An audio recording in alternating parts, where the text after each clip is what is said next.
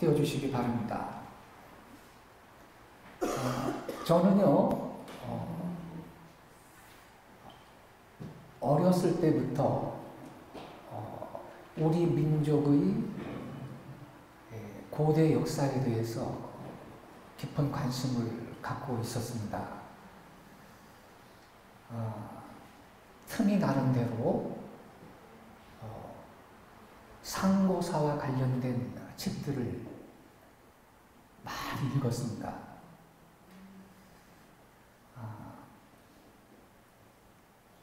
저는 유치부 때부터 교회를 다녔어요. 우리 아버지가요, 교회를 다니면 배울 게 많다 그러면서 교회를 나가게 했어요. 네.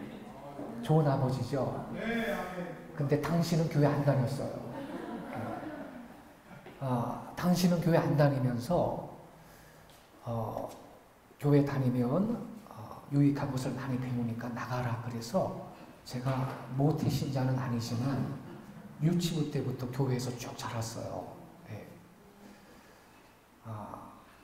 중고등학교 다닐 때는 학생회 임원도 하고 뭐 중고등부 회장도 해보고 청년회 회장도 하고 아무튼 교회에서 믿음으로 잘 성장을 했습니다. 근데 체험적인 신앙이 없었고요. 고등학교 2학년 때 여름 수양에 가서 산에 올라가서 철야기도 하다가 살아계신 주님을 인격적으로 만나는 그러한 깊은 영적인 체험을 하게 되었습니다. 예. 아무튼 생각나는 모든 죄를 회개를 다 하고요. 또 영적인 은사도 그때 체험을 했고요. 산에서 내려오니까 세상이 달라 보이더라고요. 예. 제가 중학교 1학년 때부터 통기타 배웠거든요. 그 당시만 해도 중학생이 통기타를 치는 학생은 전교에서 한 몇 명 정도 안 될 때입니다. 근데 세상 노래 포크송은 다 꿰고 있었죠. 제가. 예. 그래서 저의 소망은 뭐냐 하면 대학교만 들어가면 대학 가요제에 나가는 거다. 그래가지고 내 친구랑 방구석에 앉아서 듀엣으로 있잖아요. 기타 잘 치는 친구가 있었어요. 열심히 노래를 했어요. 네. 그때 통기타 가수들이 활동을 많이 하던 때인데. 그런데 그러니까 제가 교회를 유치부 때부터 다녀도요, 체험적인 신앙이 없으니까 찬송은 재미가 없어요. 교회 가도요, 뭐 복음성가나 찬송은 그냥 형식적으로 기타 치면서 같이 부르고 분위기 봐가지고서는 얘들아 길가에 앉아서 그런 거 부르자 그랬어요.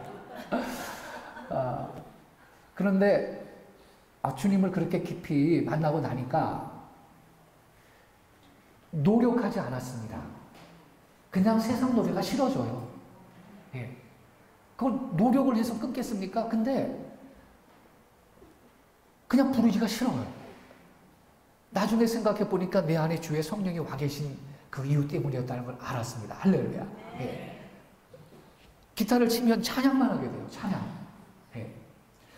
그래서 저는요, 23살 때부터 전도사 했거든요. 교육전사를 했어요. 제가 자란 교회에서. 예. 제가 가는 교회는 항상 찬양이 풍성했습니다. 예. 근데 이제 고등학교 2학년 때 그러한 그 주님을 인격적으로 깊이 만나는 체험을 하고, 이 하나님이 분명히 살아계시구나. 그렇다면 내가 예수를 믿으려면 제대로 믿어야 된다라는 스스로의 결단에 섰어요. 하나님이 계신지 안 계신지 잘 모르겠다. 이러면 뭐 문제가 다른데 나는 체험을 했어요. 하나님 분명히 계신다. 그렇다면 내가 믿으려면 제대로 믿어야 된다라는 그 자각이 스스로 섰고요. 제가 당시에 대일고등학교라고 인문계 고등학교 다녔어요. 고등학교 2학년 2학기만 돼도 인문계 고등학생은 바쁩니다. 그런데 아무튼 그때도 이 야간에 공부도 하고 그랬는데 내가 다니던 교회가 우리 집보다 훨씬 멀어요. 걸어서 한참 가야 되는데 학교가 끝나면요, 내 집으로 가지 않고 교회부터 가서 1시간씩 기도하고 집으로 갔습니다. 고3 졸업할 때까지. 누가 시켜 살 일이 아니죠. 나는 내 기도하는 그 시간, 그때가 가장 귀하다. 그 찬송 가사가 뭔지 알아요. 그렇게 기도하는 시간이 좋을 수가 없어요. 예. 근데 그때 어떤 분이, 야, 너 믿음이 자라려면 성경을 또 정독을 하고 많이 읽어야 된다 그러더라고요. 그래서 또 성경을 이제 열심히 읽기 시작했어요. 그런데 그때 제 안에 어떤 생각이 드냐면요, 세상의 이 두꺼운 성경책에 어찌하여 이스라엘만 나오고 우리 한국은 안 나오는 거야. 그런 생각이 든 거예요. 예. 앞만 봐도 없는 거예요. 앞만 봐도. 근데 내가 왜 그런 생각을 했냐면요, 여기에 계신 분 중에 혹시 50대 중반 이후 되는 분들은 알 건데, 우리 한국 교회가 급성장을 하는 과정에 60년대, 70년대, 80년대에 부흥 강사들의 역할이 사실 큰 목을 했습니다. 예. 부작용도 있긴 했지만, 예. 근데 그때에 그 전국적으로 그 부흥송회를 인도하면서 다니시던 그 대표적인 부흥 강사님들 대부분이, 예컨대 신형길 목사님 혹시 아세요? 예, 방배동의 성민교회의 그 담임이셨죠. 그 신형길 목사님을 위시해서 최복규 목사님이나 많은 분들이 부흥회 할 때 이런 말을 해요. 여러분, 우리 한국은 제2의 이스라엘입니다. 제사장 나라입니다. 할렐루야. 이런 식으로 설교했어요, 안 했어요? 50대 중반 이후 된 분들은 다 들어봤을 거예요. 예? 그런데 제가 그때 고등학생 때 그 설교를 딱 듣는데 아멘 그랬죠. 우리나라가 제2의 이스라엘이고 제사장 나라라 그러는데 기분 나쁜 사람 있어요? 그래서 내가 아멘 그랬어요. 그런데 그분들은요 60년대 70년대부터 그런 설교를 했거든. 그런데 여러분 70년대 중반만 하더라도 우리나라가 북한보다 못 살았어요. 예. 지금은 미국이 선교사를 5만 명 파송했고요. 우리 한국은 약 3만 명 정도 파송했거든요. 미국 다음으로 두 번째 선교 강국입니다. 할렐루야. 우리 한국이요. 예. 근데 미국은 인구가 3억. 우리 대한민국은 북한 일단 빼고 뭐 5천만 정도인데 인구 비례로 따지면 우리 코리아, 우리 대한민국이 세계 제1위의 선교 대국인 걸 믿으시기 바랍니다. 예. 아주 훌륭한 나라죠. 지금은 3만 명. 그런데 여러분 70년대 중반만 하더라도 우리가 북한보다 못 살았고요. 예? 전 세계 파송한 선교사 숫자가 100명도 될까 말까인데 뭔 그때 우리가 제사장 나라입니다. 이제 돌이켜보니까 그분들 믿음도 좋았어요. 예. 아주 믿음이 좋으셨어. 근데 제가 그때 있잖아요.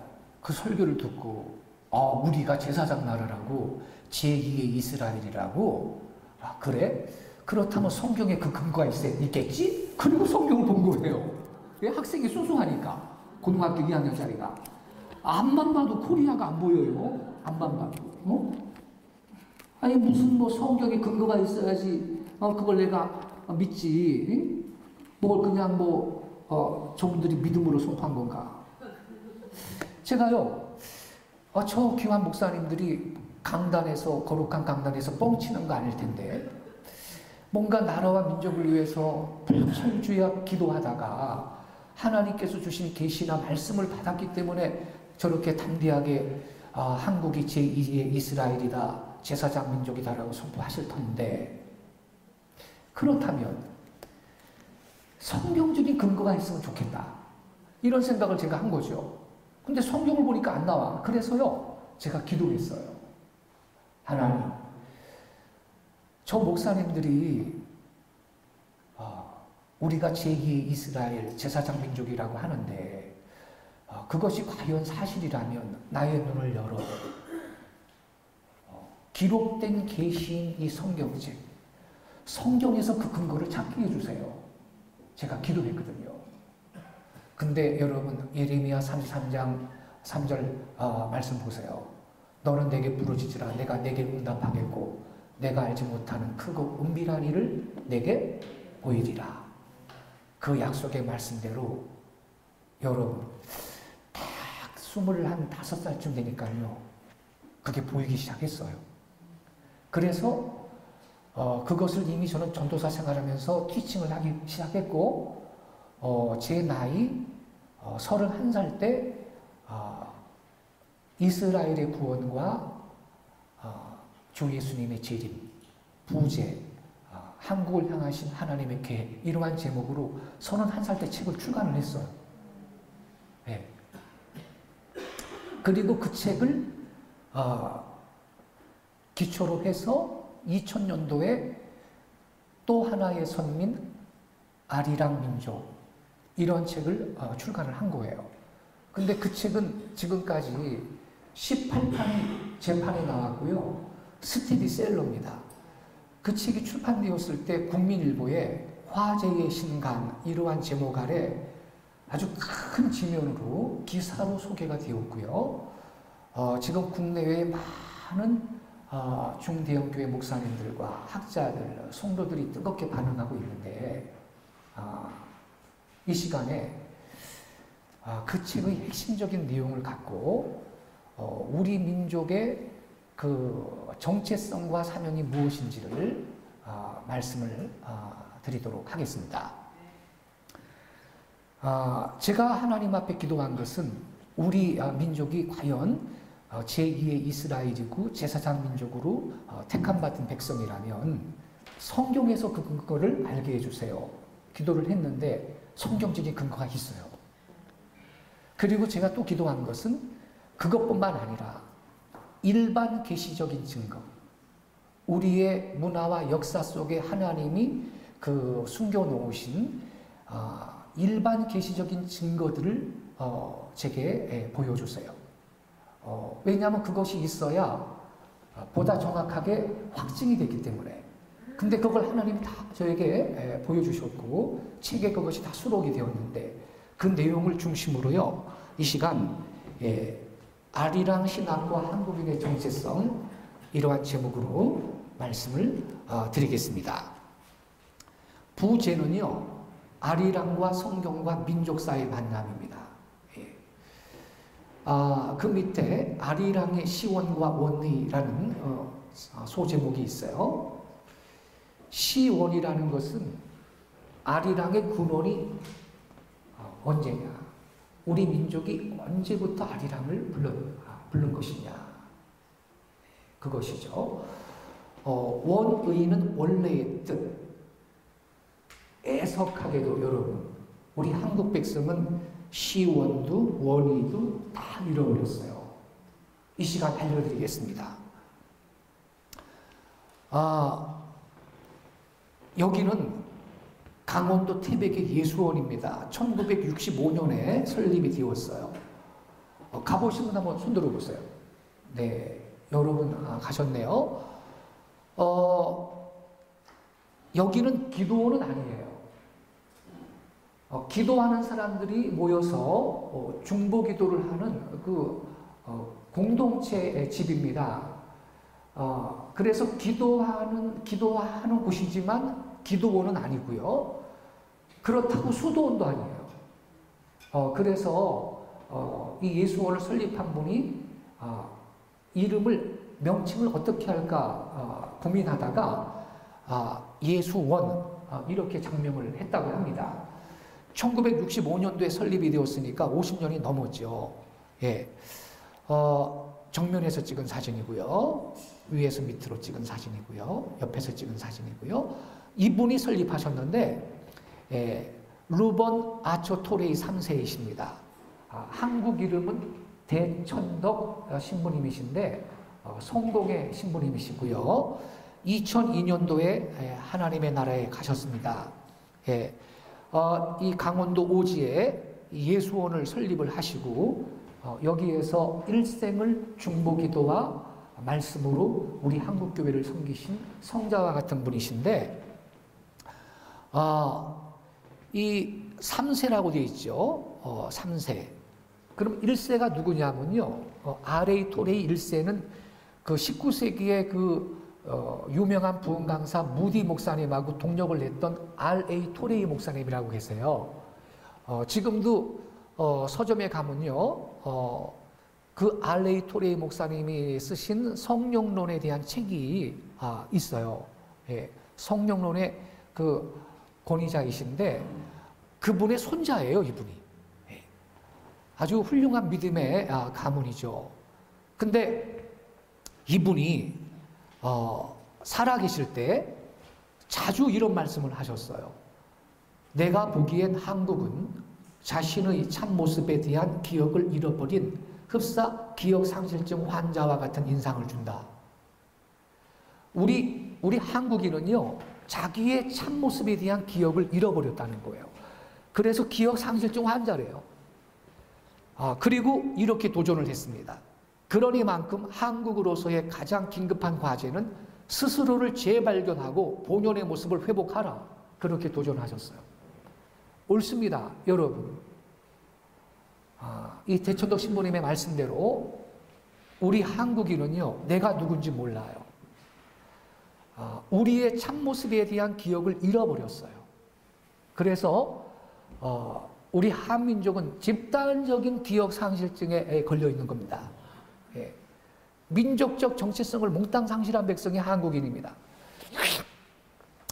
자, 여러분, 이런 말을 하죠. 한국인은 개인적으로는 우수하다. 근데 단합이 잘 안 된다. 이런 말 가끔 하죠. 맞는 말입니다. 우리 한국인이 단합이 될 리가 없습니다. 왠지 아세요? 우리 민족이 조상이 있습니까?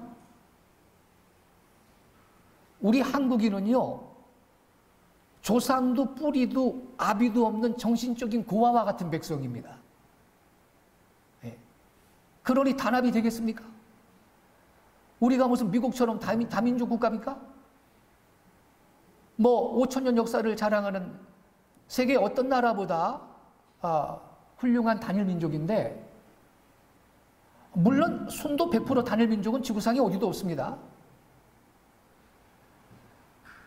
우리 한국은요, 물론 역사가 흐르면서 여러 이민족이 들어와서 혼혈이 되었지만, 그러나 그들은 원래 우리 당군의 후손에게 이게 동화되고 흡수된 것으로 봐야 되는 것입니다. 예. 근데 우리는요, 5천년 역사를 자랑하는 뭐 단일 민족 그러지만, 우리가 민족의 조상이 있습니까? 시조가 있습니까? 무슨 우리 아비가 있습니까? 한국인은 단합 안 됩니다. 그 정체성을 잃어버렸기 때문에. 여러분 출애굽기 보세요. 이스라엘 백성이 애굽에 내려가서 400여 년을 종살이 하죠. 그러면서 자기의 조상이 누군지, 자기들이 어떠한 백성인지 민족적인 정체성을 잃어버려요. 그 첫 번째 그 결과가 뭔지 아세요? 동족끼리 싸우는 겁니다. 그래서 여러분 보세요. 히브리인이 동족끼리 쌈질을 하니까 모세가 가서 말리죠. 너희는 동족이다, 싸우지 마라. 그러니까 우린 동족이니까 싸우면 안 돼. 그랬으니까 네가 뭐야? 대들죠. 누가 너를 우리의 재판관으로 법관으로 세웠는데 네가 애국 사람 죽인 적 있지. 근데 이제 나 죽이려고 이러면서 막 대들죠. 그러니까 여러분, 민족의 정체성을 상실을 하면 그 첫 번째 열매와 결과가 뭔지 아세요? 우리끼리 싸우는 겁니다. 그게 우리 한국의 실정입니다, 여러분. 한국인 단합돼요? 안 되게 돼 있습니다. 민족의 정체성을 잃어버렸기 때문에. 우리가 민족의 조상이 있어요? 단합 안 되게 돼 있습니다. 그래서 이 대청도 신부님의 말씀대로 우리의 가장 긴급한 과제는요, 스스로를 재발견하고 본연의 모습을 회복하는 거예요. 우리가 어떤 민족인가를 알아야 됩니다. 지금 그 일을 하겠습니다. 예. 우리 민족의 정체성을 한마디로 알려주는 키워드가 있습니다. 뭔지 아세요? 아리랑입니다. 예. 그래서 이 아리랑이 무슨 뜻인지를 모른다라는 것은 우리 한국인이 내가 누군지를 모른다라는 뜻입니다. 우리 한국인은 남녀노소 빈부귀천을 막론하고 누구나 아리랑을 부르고, 아리랑을 부를 땐 저절로 흥이 나는 백성이 한국인입니다. 근데 기가 막히게도 뜻이 뭔지를 모르고 그렇게 부르고 있다라는 것입니다. 예. 어떤 아리랑 연구가는요, 이런 말을 해요. 아리랑은 그저 흥을 돋구고 음조를 메꾸어 나가는 구실을 하는 단순한 소리다. 아무 뜻이 없다는 거예요. 예. 그냥 흥을 돋구고 음조를 메꾸어 나가는 구실을 하는 단순한 소리다. 이렇게 그 결론을 내렸는데, 여러분, 아무 뜻도 없는 단순한 소리에 불과한 것이 우리 한국인의 가슴 속에 이렇게 깊이 새겨져 있을 수가 있습니까? 그건 아니죠. 그렇다면 그분은 왜 그런 결론을 내렸을까요? 암만 연구해도 모르겠으니까. 단순한 소리가 아니라 심오한 소리입니다, 여러분. 지금 알려드릴 것입니다. 예. 이분은 호모 헐버트 선교사님이신데,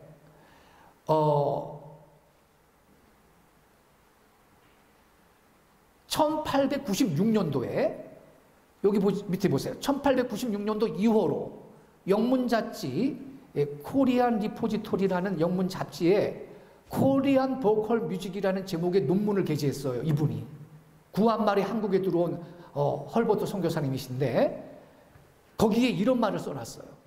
아리랑은 조선인에게 쌀과 같은 존재다. 다른 노래들은 반찬에 불과하다. 그랬어요.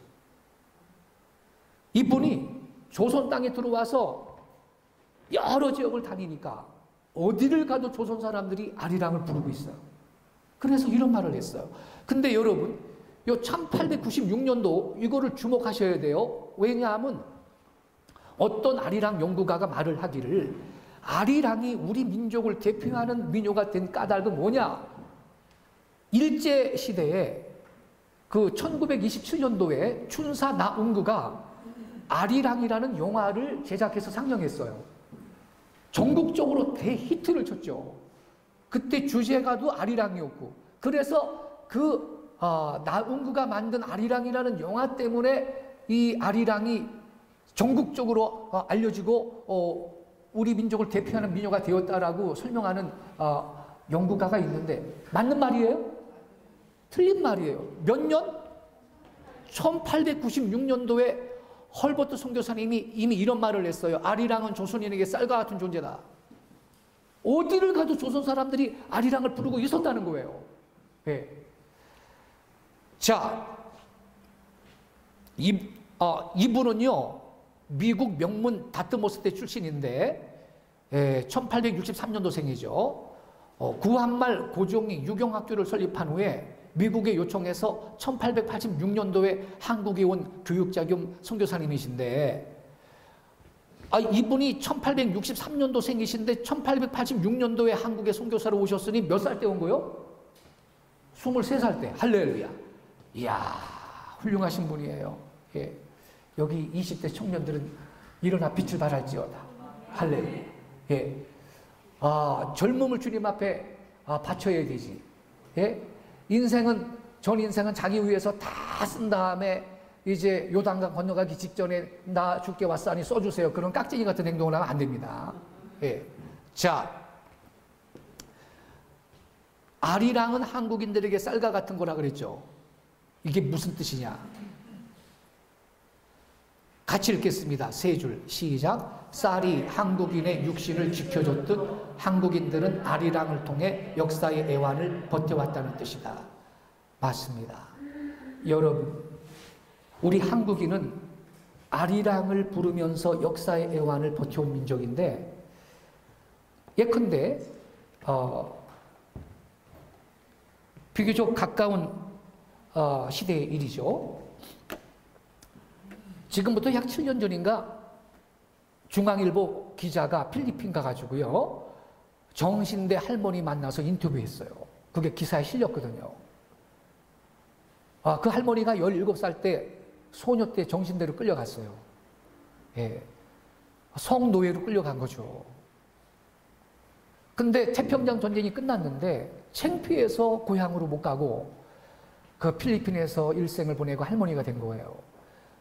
기자가 물어봤어요. 할머니, 너무 힘들 때, 견디기 힘들 때 어떻게 버텼나요? 그랬더니 잠시 있다가 하는 말이,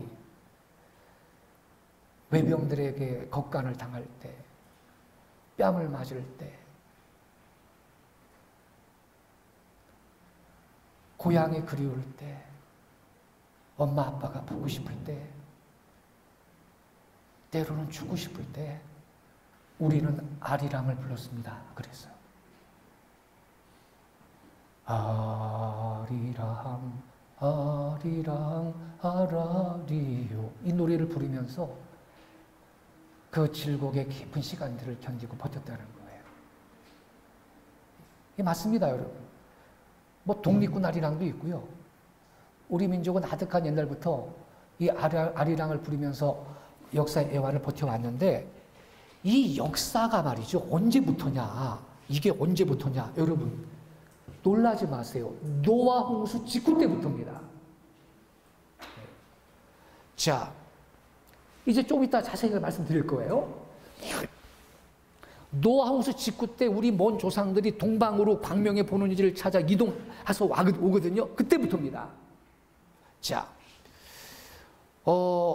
이 호모 홀버트 선교사님이 아까 소개한 이 코리안 보컬 뮤직이라는 논문에 이런 말을 했어요. 아리랑은 제각각 다른 내용이지만 후렴은 변하지 않고 쓰인다. 이런 말을 또 해놨어요. 그러니까 이미 1896년도 이 당시에 많은 종류의 아리랑 노래가 있었다 없었다? 있었다라는 거죠. 그런데 뭐만은 후렴은 변하지 않고 쓰이고 있다, 이 말이에요. 예. 후렴이 이거예요. 아리랑 아리랑 아라리요 아리랑 고개로 넘어간다. 요 후렴구만은 변하지 않고 쓰인다는 거예요. 모든 아리랑 노래에. 예. 근데 여기 보세요. 아리랑은 다양하게 계승 발전해 오는 동안에 노랫말과 가락은 수천 개가 창작 탄생했다. 그러나 변하지 않고 전승되어 오는 것이 아리랑 아리랑 아라리요 아리랑 고개로 넘어간다라는 후렴구입니다. 그럼 후렴이란 뭐냐? 여기 혹시 대학에서 음악 전공한 분 계세요? 제가 공부를 해봤더니 후렴의 기능이 뭐냐? 이 후렴이란 노래 곡조 끝에 붙여서 반복해 부르는 짧은 가사를 말하는데, 근데 경우에 따라서는 앞에 나올 경우도 있어요. 앞에 나오는 경우도 있는데, 노래에서 후렴이 갖는 기능이 뭐냐? 같이 읽겠습니다. 시작. 대부분 후렴은 그 노래에 중요 메시지가 담겨져 있다. 할렐루야. 이게 후렴의 기능이에요.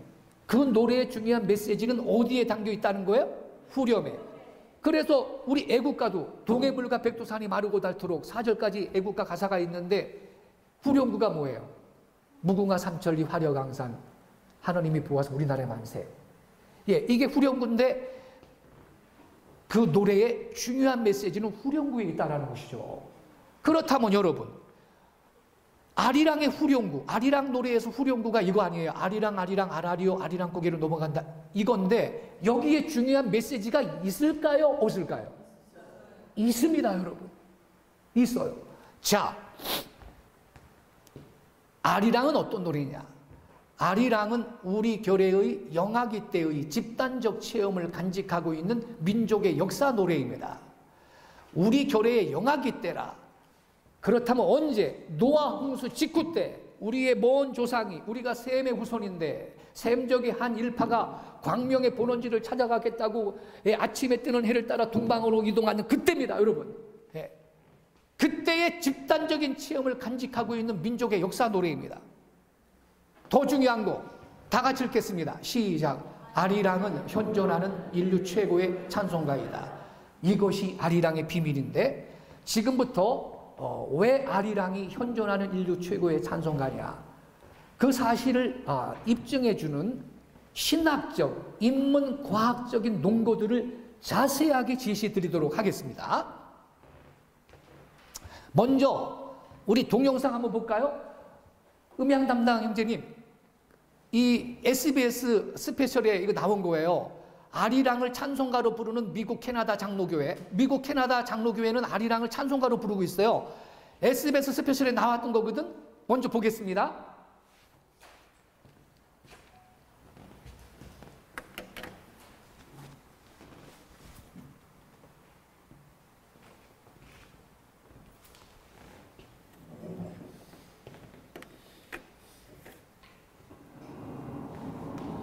아리랑은 다양한 나라에서 다양한 형태로 불려지고 있다.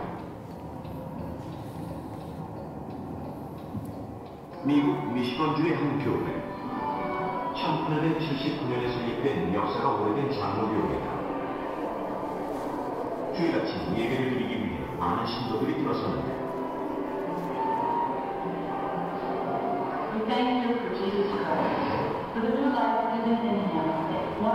목사님의 설교와 이어지는 찬송가, 한국의 교회와 별로 다르지 않은 모습.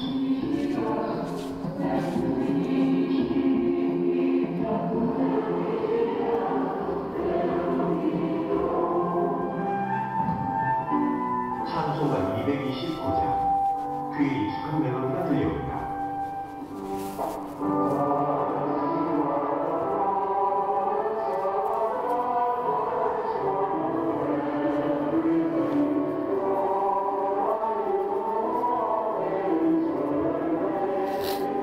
아리랑 멜로디에 성경 구절이 흘러나온다.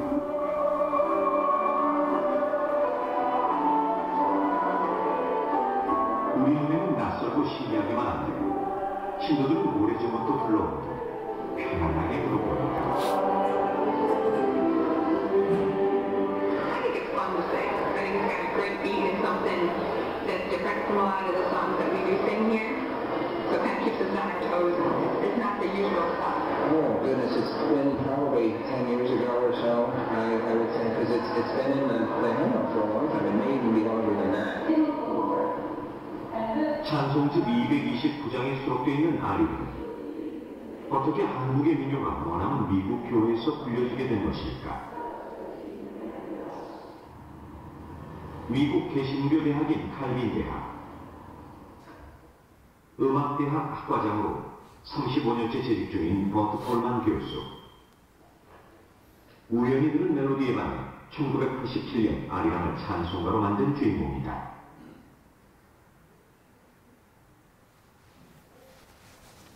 Initially, we don't know each other. The committee comes from all over the United States and Canada. There's 12 people and the editor. We want the Ireland tune in this book. Here is a text for it. All in favor? Yes. And they all said yes. And so at the very last minute, it got into this hymn book. 당시 후보곡만 3,000여 곡.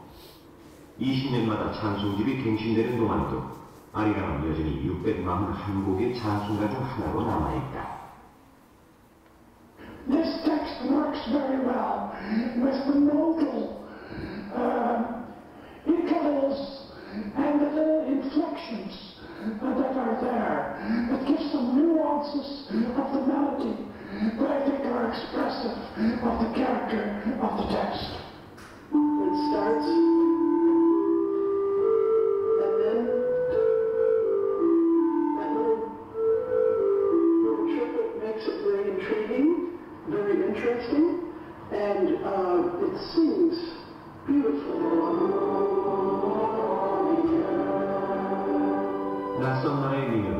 그의 찬송가로 받아들인 이유는 단순했다.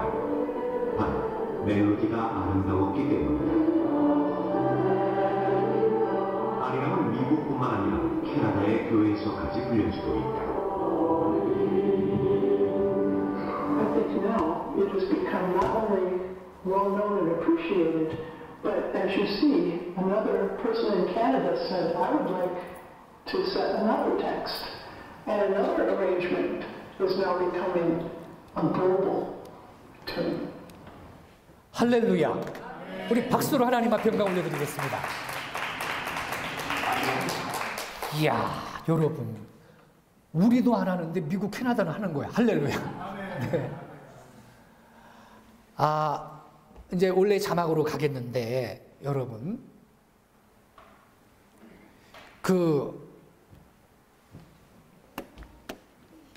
이 아리랑을요, 미국, 캐나다 장로교회는 30년 이상 지금 찬송가로 쓰고 있거든요. 이게 여러분, 우연이 아닙니다. 아까 우리 미리 읽었죠. 아리랑은 현존하는 인류 최고의 찬송가다. 그리하여 하나님의 섭리가 이 역사하심으로 말세의 천국 백성들의 찬송가로 재탄생했다. 깨닫기 바랍니다. 예, 우리가 오늘 이 사실을 자세하게 확인할 거예요. 예.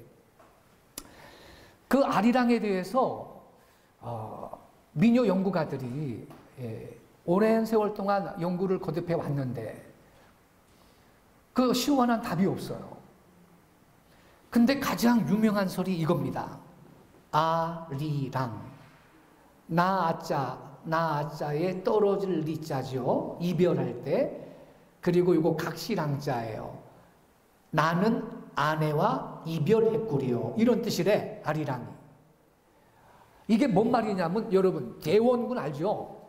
대원군이 임진왜란 때 불탄 경복궁을 이 조선의 국가재정이 약해서 중건을 하지 못하고 있는데, 이래서야 이 왕가의 채통이 서겠느냐. 그래가지고 이 경복궁을 중건을 해요. 그런데 재정이 별로 없으니까 양반들, 양인들한테는 원납전이라는 세금을 이제 거두어요. 건축기금 마련하려고. 뭔 전이요? 원납전. 뜻이 거룩합니다. 원해서 납부한다. 예. 근데 말은 그래요. 그거 납부 안 했다면 병을 치죠. 대원군이 누군데. 그리고 이제 이 힘없고 배운 거 없고 빽 없고 가난한 이 상민들 계층 가운데에서 무역군을 징발을 해가지고 강제로 노역을 시켰어요.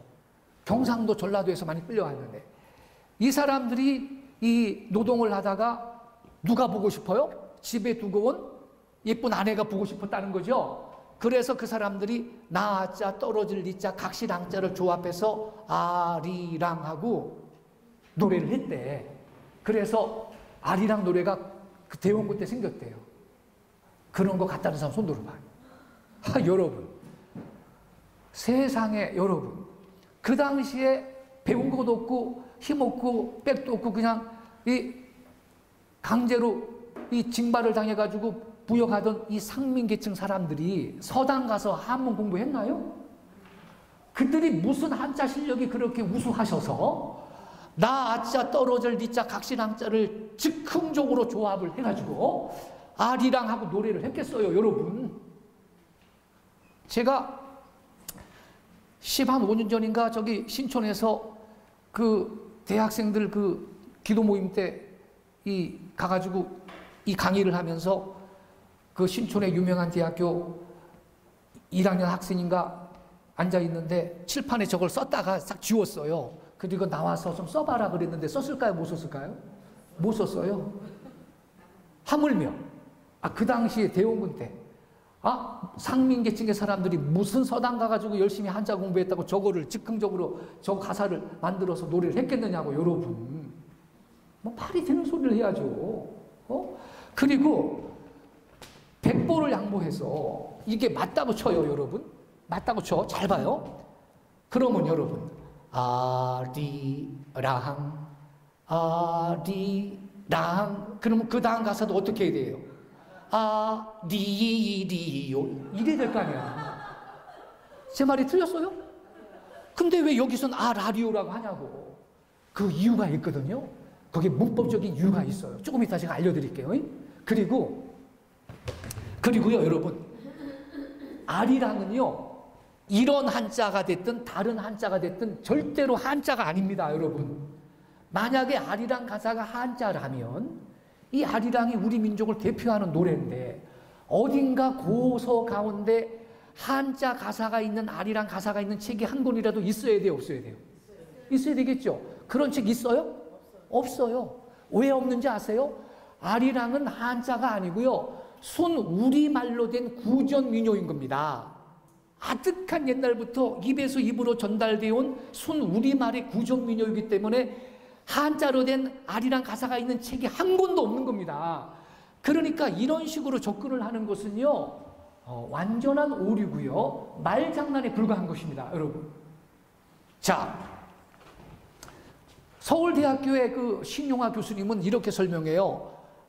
아리랑, 이 순 우리말과 한자를 또 이 짬뽕을 씌워가지고 설명하시는데, 아리랑이래. 아리는 아리 땄다 그럴 때 아리래. 랑은 각시랑자니까 아내죠. 아리따운 님이요. 그래서 아리랑은 아리따운 님하고 이별할 때 부른 노래래네. 그러면 여러분, 뭔가 부자연스럽지 않아요? 한글이면 다 한글이든지 한자면 다 한자든지 그러지. 이건 뭐요? 뭔가 좀 자기적인 설명이라는 느낌 안 들어요? 그죠? 그리고 이 경우도 이게 맞다고 치면 아리랑 아리랑, 그럼 그 다음 가사도 아리리오 이래야 될 거 아니야? 예? 근데 왜 여기가 아라리오냐고요? 거기에 문법적인 이유가 있어요. 이제 알려드릴 거예요. 이러한 해석은 다 오류입니다. 자, 이제 본론으로 들어가요. 아리랑의 어원은 뭐다? 아리랑이에요. 아리랑의 어원이에요. 자, 이게 원래 가사입니다.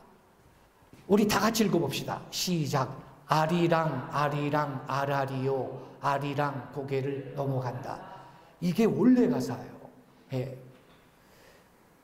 아리랑 아리랑 아라리요, 이게 원래 가사거든. 근데 들리기는 요 밑에 줄로 들리죠.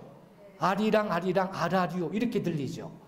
여기에서 잠시 중고등학교 시절로 돌아가서 국어 시간이 돌아왔습니다. 문법 공부 좀 하겠습니다. 옛날에 학교 다닐 때 국어 시간에 자음접변, 구개음화, 모음조화 그런 거 배웠죠. 연음법칙이라는 것도 공부했는데 생각납니까? 연음법칙, 아리랑의 비밀을 찾는 열쇠, 연음법칙. 우리말의 발음에는 연음법칙이라는 음절의 연결 규칙이 있다. 자음으로 끝나는 음절에 모음으로 시작되는 음절이 이어질 때 앞 음절의 끝소리, 즉 자음이 다음 음절의 첫소리로 발음돼요. 이게 연음법칙인데, 예를 들면 뜻이 앞 음절의 끝소리가 시오, 자음으로 끝났죠. 다음 음절의 첫소리는 이응, 모음으로 시작되죠. 이런 경우는 앞 음절의 끝소리가 다음 음절의 첫소리로 발음돼서 뜻이, 깊이, 깊이, 낮에, 낮에. 이게 연음법칙이거든요. 하늘이, 하늘이, 감으로, 감으로. 버시랑, 버시랑. 요게 연음법칙이에요. 똑같아요. 원래는 알리랑이에요. 알리랑. 근데 니을이 다음 음절의 첫소리로 발음돼서 아리랑 이렇게 된 거예요. 원래는 아라리오예요. 아라리오. 근데 연음법칙. 첫 번째 알이, 니을이, 첫 번째 니을이 다음 음절의 첫소리로 발음되니까 아라지요. 두 번째 니을이 다음 음절의 첫소리로 발음되니까 이오예요, 리오예요. 리오지요. 아라리오, 아라리오. 이것이 아리랑의 진실입니다. 진리는 단순한 겁니다. 복잡하지 않습니다. 그래서 원래는 요 윗줄 아리랑 아리랑 아라리오인데 무슨 법칙이요? 연음 법칙 때문에 우리가 오늘날 요 밑에 줄 아리랑 아리랑 아라리오 이렇게 노래하고 있는 거예요. 그런데 안타깝게도 아직도 수많은 민요 연구가들이 이걸 모르고, 수많은 대학교의 국어국문학교 교수들이 요 밑에 아리랑 이거를 붙들고 아리랑의 뜻이 뭔지 지금도 연구하고 계셔요. 정답이 나올까요? 안 나와요. 그렇게 연구를 해서는요 100년을 연구해도 정답이 안 나오게 돼 있어요. 자, 그러면 여기 잘 보세요. 이제야 비로소 우리가 왜 아리리오가 아니고 아라리오라고 노래하고 있는지 그 의문이 해소되었어요. 무슨 법칙? 연음 법칙. 예. 자, 그래서 여러분, 제가 아리랑 민족이라는 책을 썼는데요. 그 책을 참고해서 박사학위 논문을 쓴 학자가 2사람이나 있어요.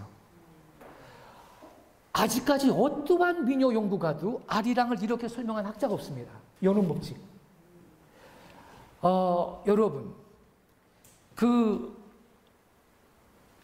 만유 인력의 법칙을 발견한 학자가 누굽니까? 뉴턴이죠. 어느 날 사과가 나무에서 떨어지는 걸 봤다는 거 아닙니까? 근데 딴 사람들은 당연히 떨어진다고 생각해. 근데 뉴턴은 이게 왜 떨어져? 이렇게 머리가 돌아가. 이게 학자거든요. 이게 왜 떨어지지? 예. 가만히 보니까 모든 물체가 다 떨어지는 성질이 있구나. 이게 왜 떨어질까? 의문을 품고 연구하다가 만유인력의 법칙을 발견했어요. 저는요, 하나님이 저한테 학자의 마음을 주셨어요.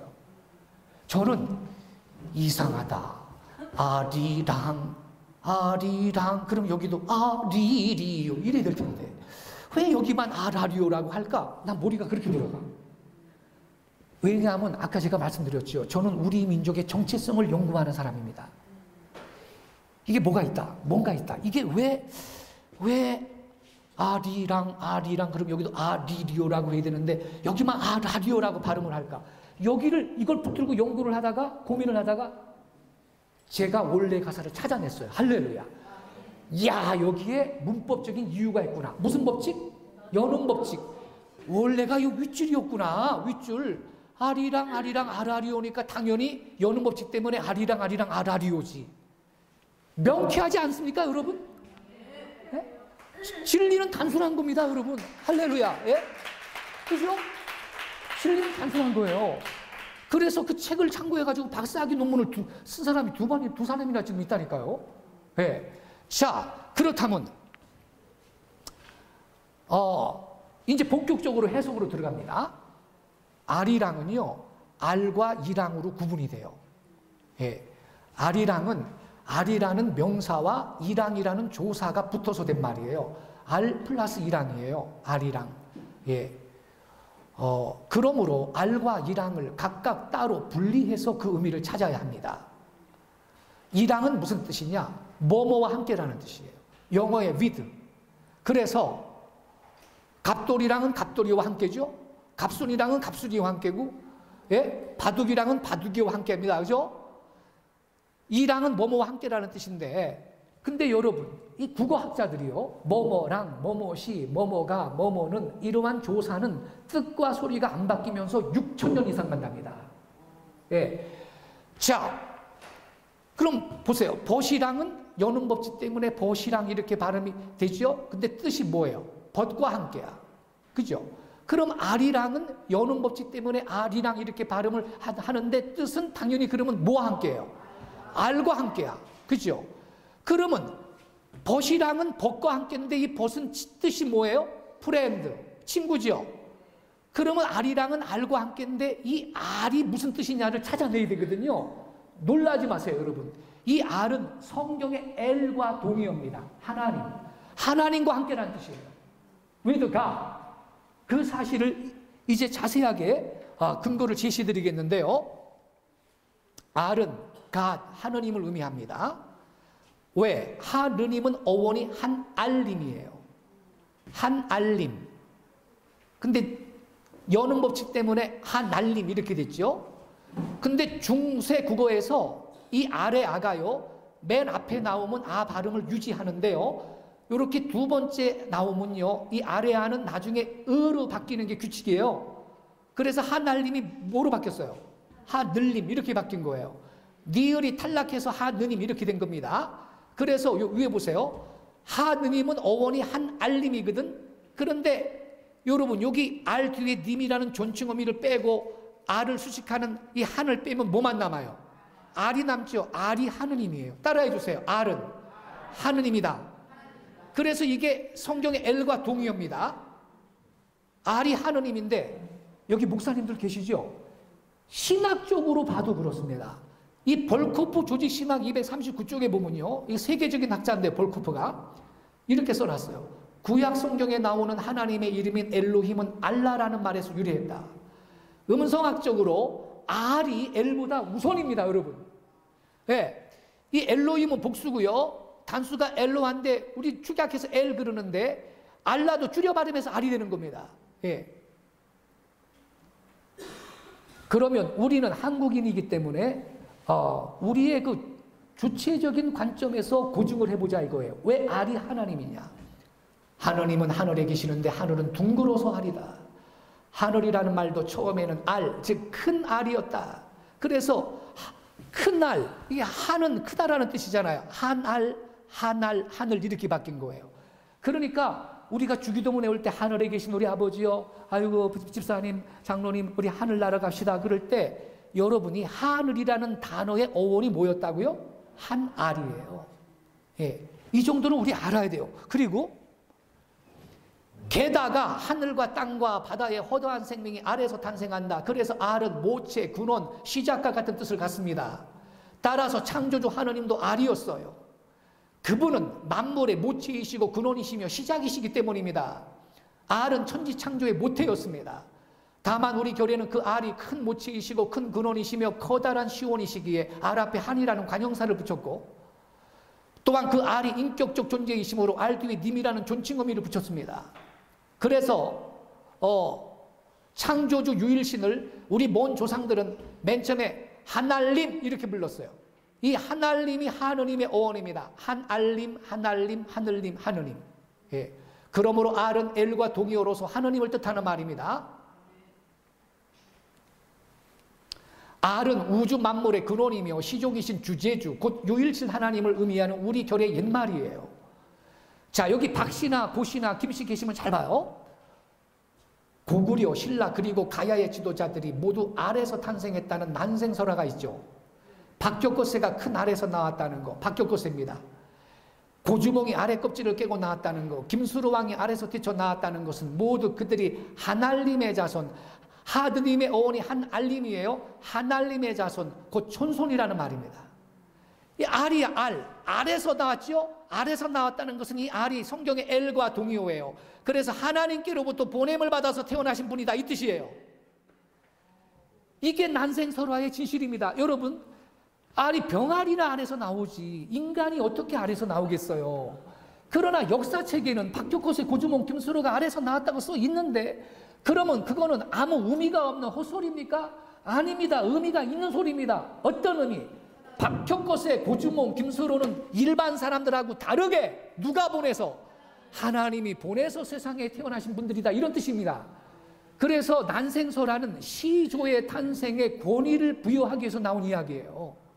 예, 허무맹랑한 소리가 아니라니까. 혹시 여기 박씨 계세요? 손 들어보세요. 우와, 영광이에요. 촌손. 아유, 할렐루야. 예. 김해 김씨도 계세요? 김수로 우선? 와, 아무튼 훌륭한 분들이 여기 많이 계시는데 이따 사인 좀 해주세요. 김해 김씨. 예. 야, 그러니까 여러분, 우리가 있잖아, 이 진리를 제대로 알아야 돼요. 진실을. 자, 어디 갔어? 리모컨이 어디 갔어 갑자기? 잠깐만요.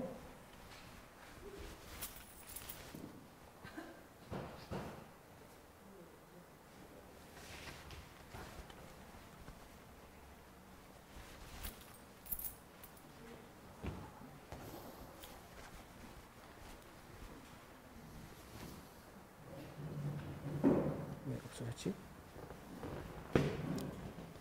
자, 넘겨주시기 바랍니다. 좀 넘겨주세요.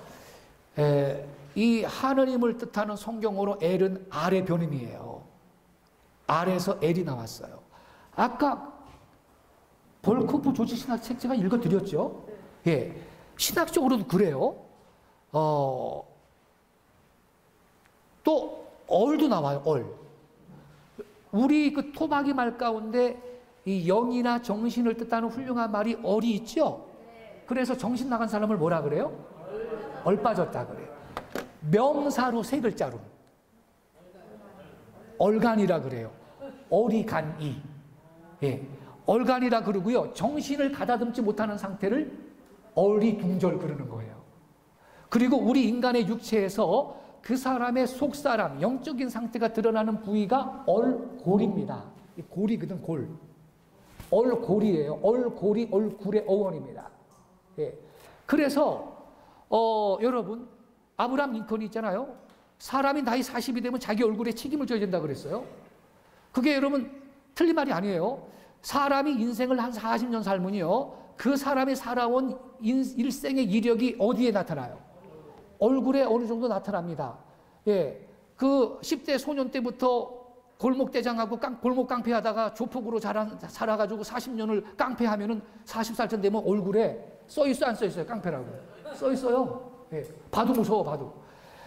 그래가지고 여러분,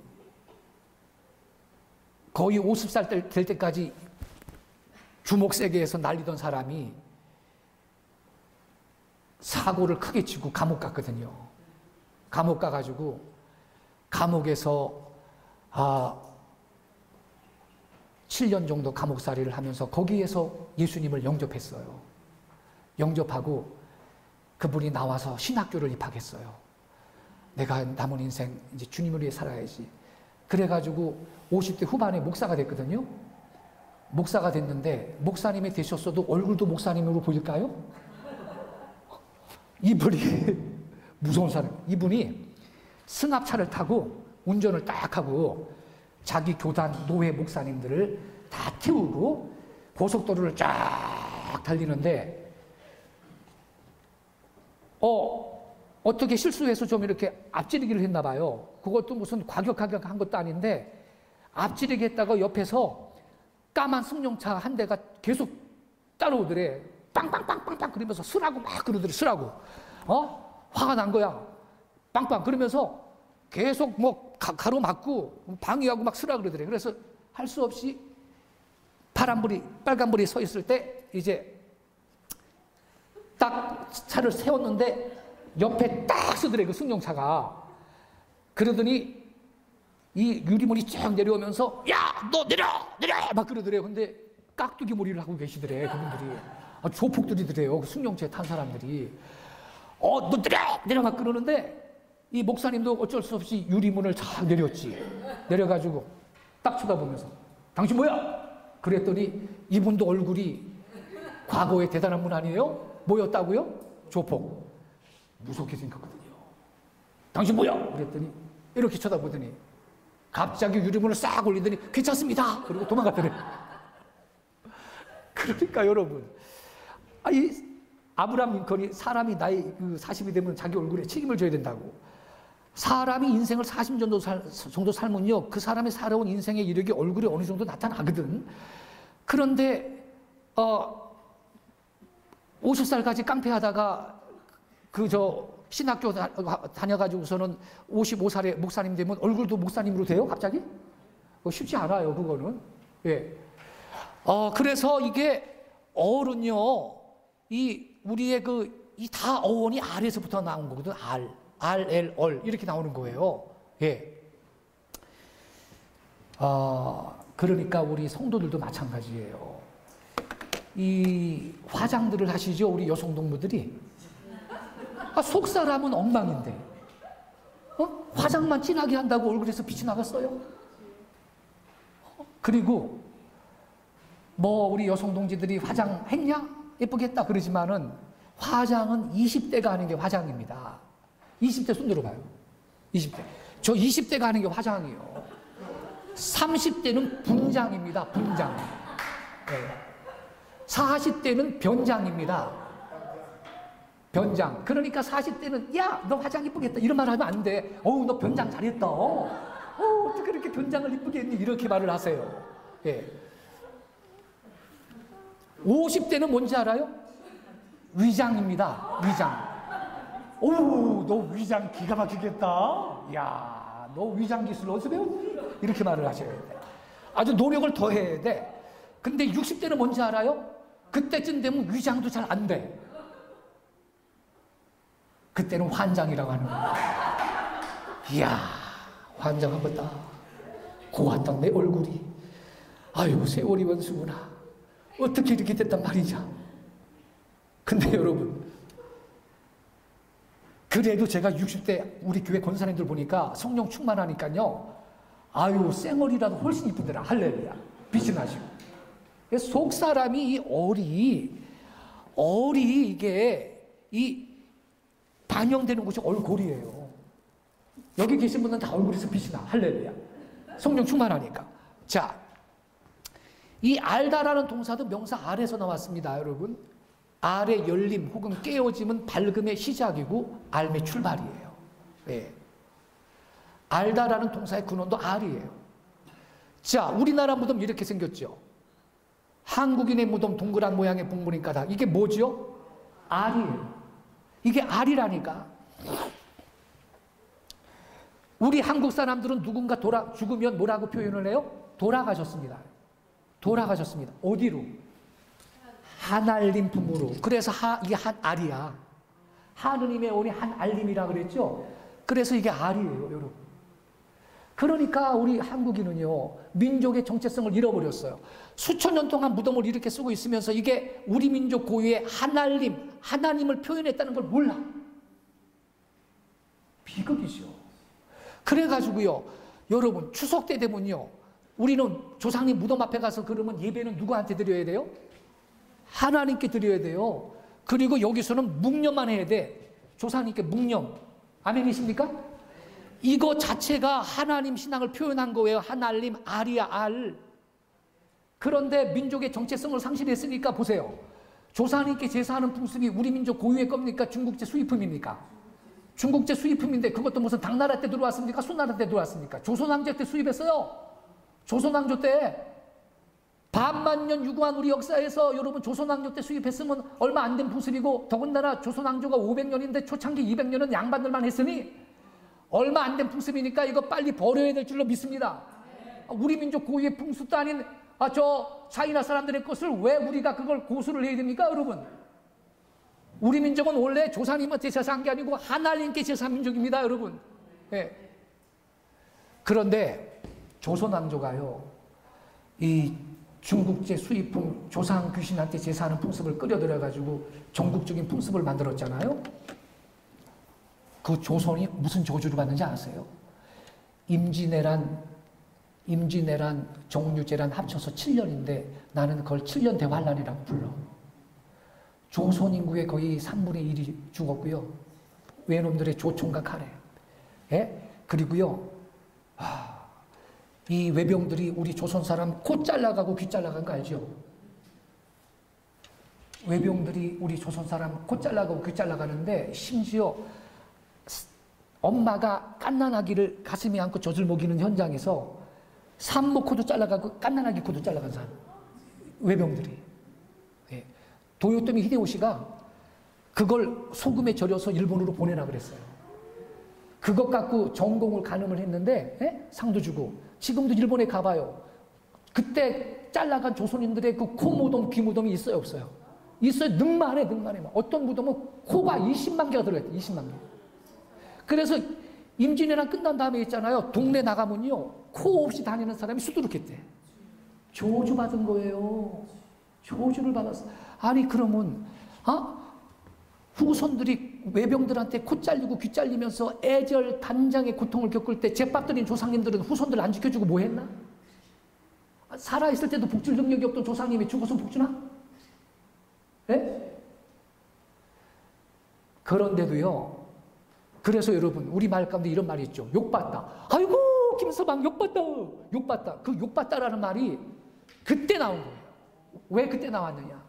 외병들이 조선 여자를 보는 대로 강간을 했거든. 길거리든 방 안이든 골목이든 상관 안 하고 조선 처녀와 여성들을 보면 외병들이 그때 강간을 했거든. 그래서 욕받다라는 말도 그때 나온 거예요. 조상님께 제사해서 복 받았죠? 이런 비극을 겪는 거예요. 그런데 조선이 말이죠, 정신 못 차리고 그 7년 대환란을 겪고 난 후에도 햅쌀 남은 조상님께 제밥부터 드렸어요. 조선 왕조가 결국 어떻게 됐나요? 1910년 한일 합방. 완전히 외놈들한테 나라를 송두리째 뺏기고 35년 동안 또 여러분 식민지 백성이 돼가지고 이 나라 청년들은 징병으로, 우리나라 조선 청년들은 징병 끌려가면요 전투 현장에서 총알바지야 맨 앞에서 쏴야 돼, 총을. 네. 그리고 우리나라 아저씨들은 징용으로. 그래서 여러분 히로시마에 원자폭탄 터졌을 때 있잖아, 그 뒤처리를 갖다가 우리 조선 징용 끌려간 아저씨들이 한 거 아세요? 조선 사람 시켰어요. 그 거리 청소하는 거예요. 이 나라 소녀들은 정신대로.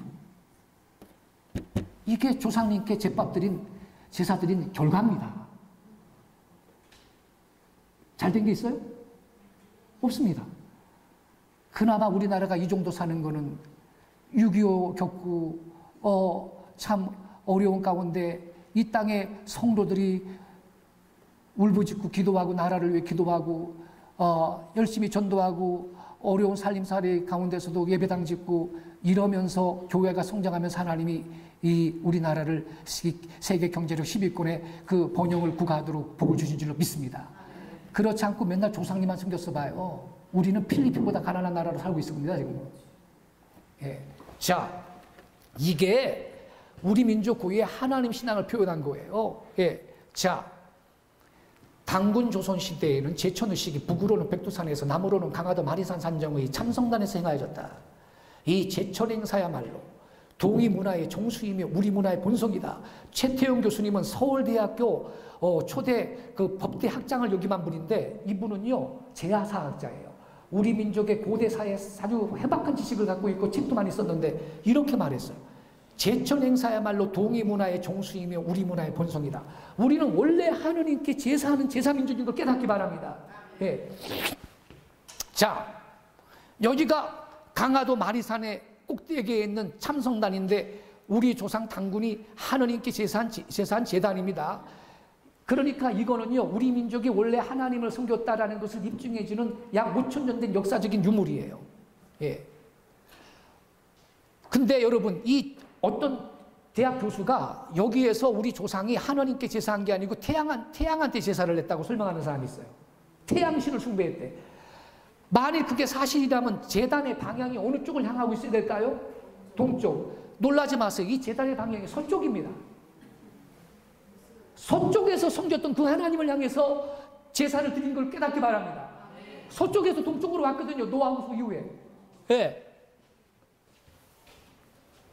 자, 따라서 동의의 후예인 우리가 부르는 아리랑도 종교적인 관점에서 접근해야 그 비밀이 드러날 것입니다. 자, 그러면 자, 아까 아리랑 그럴 때 알은 뭐라 그랬죠? 하느님, God. 이랑은 뭐뭐와 함께라는 조사, with. 그럼 아리랑은 누구와 함께예요? 하나님과 함께, with God이라는 뜻입니다. 얼마나 거룩하고 깊고 숭고한 뜻을 갖고 있는지 몰라요. 이것이 아리랑의 원의입니다. 하나님과 함께. 할렐루야. 예, 하나님과 함께라는 뜻이에요. 그래서 이제 해석이 가능하죠. 아리랑, 아리랑, 아라리오, 아리랑 고개를 넘어간다. 아리랑, 누구와 함께? 하느님과 함께. 아리랑, 하느님과 함께. 알아리오, 하느님, 하느님이요. 아리랑 고개를 넘어간다. 하느님과 함께 고개를 넘어간다. 이 뜻이에요. 영어로 번역해 놓으면 with God, with God, with God, just God. Accompany with God. I will cross over the mountains. 이런 뜻이에요. 예. 우리가 이 원래 가사를 모르고 아리랑 고개를 넘어간다. 이렇게 노래했을 때는 고개 이름이 아리랑 고개인 줄 알았죠? 전국 팔도에 그러한 고개는 없어요. 대동여주도에도 안 나오고요. 여러분 고개 이름이 아니고 원래는 알이랑 고개인데 하느님과 함께 고개를 넘어간다 이 뜻이에요. 그러면 여러분 무슨 고개? 우리 먼 조상들이 노아홍수 직후에 동방으로 이동해 왔다 그랬잖아요. 그때 실제로 고개를 넘어왔습니다. 파미르 고원, 천산산맥, 알타이 산맥, 수많은 산 고개를 넘어서 동방으로 온 민족이 한국인입니다, 여러분. 그래서 이 고개는요, 파미르 고원, 천산산맥, 알타이 산맥이에요, 여러분. 예. 자, 이게 첫 시간이 몇 분까지죠? 5분 전? 예. 자, 그러면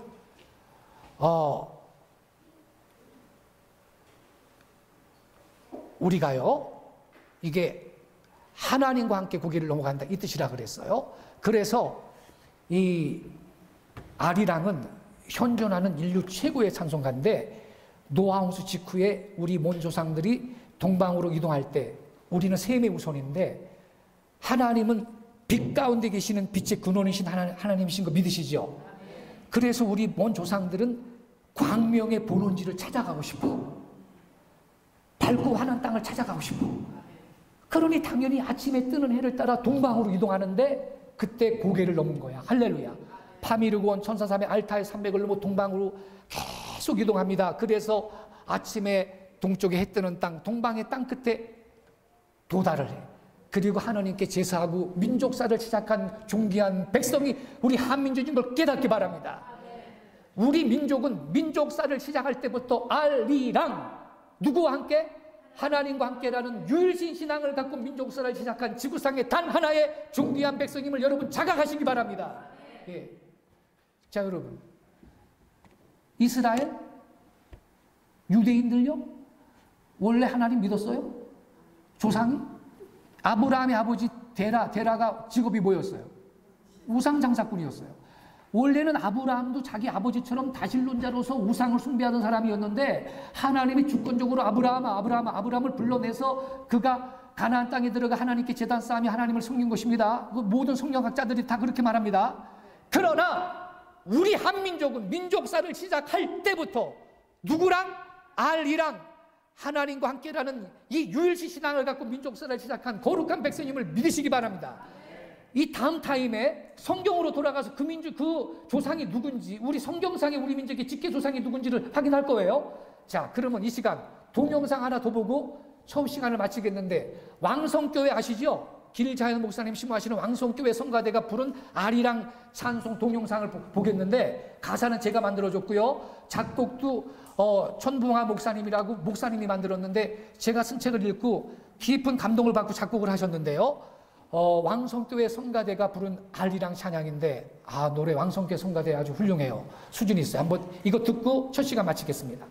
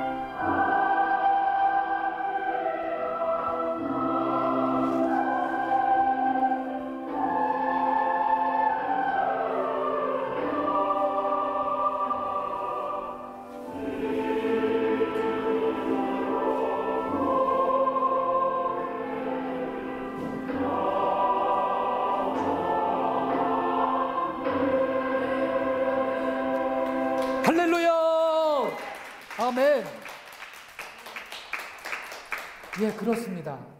우리 민족은 알이랑 정신, 하나님과 함께라는 유일신 신앙을 갖고 아득한 옛날 동방으로 온 제2의 성민입니다. 하나님이 나중에 쓰시려고 우리 민족을 동방의 땅끝에 숨겨놓으신 겁니다. 때가 돼서 이제 이 민족은 드러나게 되어 있습니다. 예. 열방의 빛이 될 것입니다. 예. 알이랑 정신, 그것은 우리 한국 백성의 근본 정신이며 뿌리 사상입니다. 예. 우리 민족은 알이랑으로 살아왔고 앞으로도 알이랑으로 살아갈 것입니다. 할렐루야. 예. 이 알이랑 민족 본연의 모습을 회복해야 돼요. 예. 우리가 이 백성을 깨워야 돼요. 예. 자, 그래서 우리가 다음 시간에 그럼 성경으로 들어가서 그럼 그때 동방으로 온 그 성경상의 셈의 우선이 누군지를 우리가 확인하고 기도하는 시간 갖겠습니다. 잠깐 기도하겠습니다. 아버지 하나님, 한국 백성은 나의 나댕이 뭔지를 몰라요. 대천독 신부님의 말씀처럼 자신의 참모습에 대한 기억을 잃어버린 기억 상실증 환자 같은 상태에 있습니다. 예, 그래서 우리 민족은 단합이 안 되고 우리끼리 갈라져서 다투며 아버지 개인적으로는 우수하지만 힘있는 백성으로 아버지 반만년 역사를 자랑하더라도 그렇게 아버지 역사를 이어오지 못했습니다. 아버지, 이제 마지막 때가 되었습니다. 이 백성이 스스로를 자각하고 일어나게 하옵소서.